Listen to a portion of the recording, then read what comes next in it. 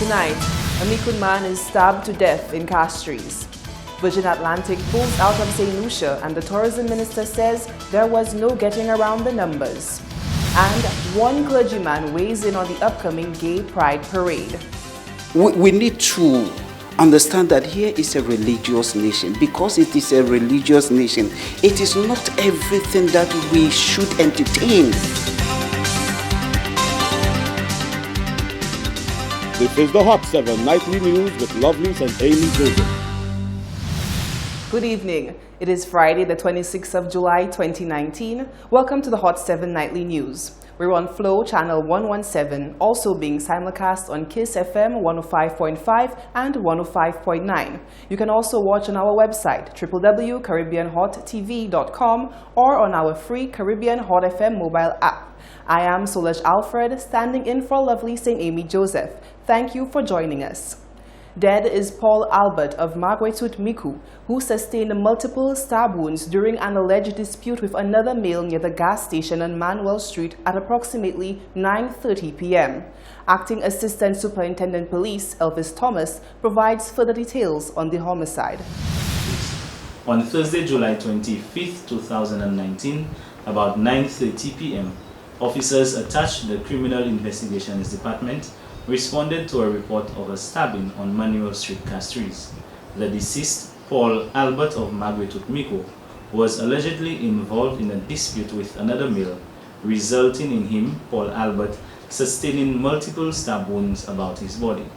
He was conveyed to the Victoria Hospital via ambulance, where he was pronounced dead by a medical practitioner. Anyone with information regarding this incident is asked to contact the Criminal Investigations Department at 456-3770 or the Crime Hotline at 45-CRIME, that's 452-7463. The details have been given as to the announcement by the Virgin Atlantic to cease operations to St. Lucia.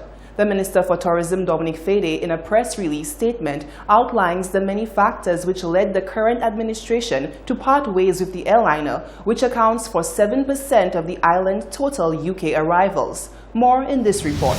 The government of St. Lucia says talks with Virgin Atlantic have been conducted over the past months as it relates to the airline's flights to St. Lucia. Minister for Tourism Dominic Fede says during those talks the issue of subsidies and flight reductions arose, to which a decision had to be made. During those talks, Virgin Atlantic indicated to local tourism officials that in order to continue flying 5 weekly flights in the winter months and 3 weekly flights in the summer months into St. Lucia, it would require an additional 20 million Eastern Caribbean dollars, or US dollars 7.5 million over a 3-year period. 2 other options were presented to us, which would mean a significant reduction in Virgin flights to our shores and did not present the best return on a potential investment. It is our strong belief that agreeing to Virgin Atlantic's demands for a multi-million-dollar subsidy would have opened the doors for other carriers to also request similar subsidies. He would go on to say the news of Virgin Atlantic request for subsidy did open the floodgates for other airlines to have talks with 4 Caribbean governments, namely Grenada, Tobago, Antigua, and St. Lucia. Fede says the course of action now remains to address the fallout for the cancellation by creating new opportunities of air transportation. The government of St. Lucia has been actively in talks with other carriers, and we have received very good feedback from at least one airline to increase capacity out of the UK market in the very near future. The Minister for Tourism closed off by noting the demand for St. Lucia in the UK market is second only to Barbados. This is not a gloating matter, says leader of the opposition Philip J. Pierre as he addresses the announcement made by British carrier Virgin Atlantic that it will cease operations to St. Lucia effective June 7, 2020. Pierre says the matter is one of grave concern for the tourism sector, which the island so heavily relies on. More in this report. The announcement that Virgin Atlantic will no longer be providing services to St. Lucia has hit the island hard. The airline had been in negotiations with the government of St. Lucia in hopes of sustaining its flight service from London Gatwick to Urinera International Airport and had allegedly provided St. Lucia with several options, which supposedly none of which were financially viable or in the best interest of the island. Leader of the opposition, Philip J. Pierre, says the awful news in no way gives opposition members the chance to relish in the termination of Virgin Atlantic services to St. Lucia. There is nothing in that news to gloat or to be happy about. We will certainly not do like the present government when they were in opposition, when they gloated and they blamed us for anything that happened. We surely are not going to do that. Virgin not coming to St. Lucia is sad. It's a sad day, and it's a day that the government of St. Lucia should explain to the public why suddenly that is happening. But I want to say one thing. Government policy is very dynamic. And when government goes ahead and gives private enterprise state funds, and they do it almost as if it's a right. We spoke about Ojo Labs. The recent one, we spoke about the Carbot investment. And people seem to think that this is not important. But the point is, when governments give the impression that there is state money to go around in the private sector, direct intervention of state money in the private sector, that may have a bearing on the actions of the private sector. But I want to reiterate that we are very saddened by the news of Virgin pulling out of St. Lucia. Pierre says this exit by Virgin Atlantic puts into focus the nature of the tourism industry being heavily influenced by international happenings. In addition, he drove home the point of the importance of a private-public partnership, which he says the current administration was advised to implement for the development of the Urinera Airport, but went another route. The government's rationale for borrowing $600 million to build an airport is that they would have been able to get flights into St. Lucia, and the airport tax would have financed that massive loan. We said to the government that a destination does not depend on an airport. We said to the government that we are in favor of the redevelopment of the Urinera International Airport. But we also said to them that our plan, we would have spent $110 million on the airport, and we would have had a $30 million expense for maintenance, etc. And the private sector would have marketed the airports, they would have built the airport, and we would have leased it to them for 40 years. What that meant is that the risk, and very soon we see what that risk is. That risk is your cash flow was depending on getting money from airlines coming in.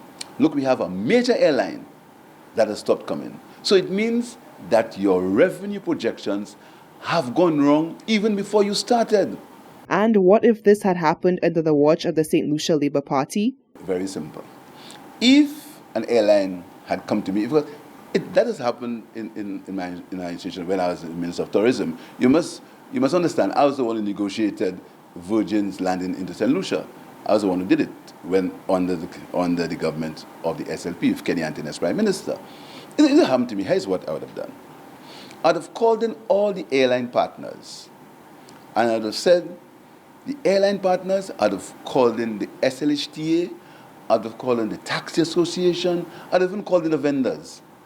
I said to them, hey, we have a threat. The threat is airline X, Y, and Z, they want to leave, or they want to pull out, or they want a subsidy. Here's what they're asking. How do you think we can solve this situation? You must recall, when the Liat situation was being discussed, I said to the Prime Minister that air transportation is so important that I did not mind speaking to him about it. Meanwhile, in a release provided by Minister for Tourism Dominic Fede, it reads, quote, "We will continue to dialogue with Virgin Atlantic to arrive at a possible mutually beneficial relationship somewhere in the future," end quote. Should a pride parade be allowed to march through the streets of St. Lucia? According to Superintendent of the Methodist Church, Reverend Seth Ampadu, the answer is no. The Right Reverend says a God-fearing nation like St. Lucia should not open the doorway for the groups partaking in questionable actions to display pride openly for all to see. More in this report. The promotion of the LGBTQI agenda is against the Christian lifestyle, says Superintendent of the Methodist Church, Reverend Seth Ampadu. This comes against the announcement that the island will be hosting its first ever Pride Parade, scheduled for August 23rd to the 26th, 2019. Ampadu says the moral fabric of the St. Lucian society will be stained if this is allowed to come to fruition. We are not against anybody in terms of who you are. We appreciate everyone the way he or she is. But the point is that what they are doing, is it right? Is it good? Is it beneficial? That is where the question comes. We are looking at moral and ethical issue. So the fact that you are gay or something of the sort, it is up to you. But coming together to conscientize the society, that is where the problem lies. The argument raised in agreement for the proceeding of the parade borders on God is love, and one should love their neighbor as themselves. However, this was quickly dismantled by Ampadu. Because we love you, so we should allow you to do what is wrong, against what the Bible says. You know, I'm not trying to impose Christianity over any other religion, but I believe that almost all the religious groups, they do not accept this kind of behavior. You know, not that we do not like the people, we like people as individuals, because Christ says we should love everyone irrespective of your background. But certain activities we should not like those things. You know, so I think that is where the problem lies. You know, we welcome everyone as human being into the church, but not the activities. Calling on leaders of the nation, Ampadu says, with many voices speaking against the promotion of LGBTQI, enough isn't being done. Meanwhile, in 2018, a Caribbean Pride celebration was successfully staged in Jamaica, Guyana, Trinidad, and Barbados. You're watching the Hot 7 Nightly News. When we come back, former diplomat Earl Huntley weighs in on the election of Boris Johnson. Parents are feeling the getting set for back-to-school blues, and St. Lucia is gearing up Carifesta 14. That and more when we return.